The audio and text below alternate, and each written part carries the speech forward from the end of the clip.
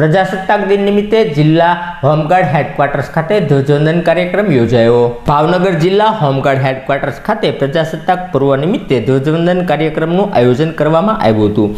આ પ્રસંગે પૂર્વ જિલ્લા કમાન્ડર લતાબેન શાહ ઉપસ્થિત રહ્યા હતા, જેમના હસ્તે ધ્વજવંદન કરવામાં આવતા ઉપસ્થિત સર્વોએ રાષ્ટ્રગણ સાથે ધ્વજવંદનને સલામી આપી હતી।